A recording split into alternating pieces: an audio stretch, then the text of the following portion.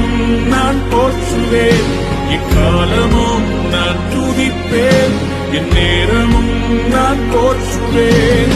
இன்னும் துதிப்பேன், இன்னும் போற்றுவேன்.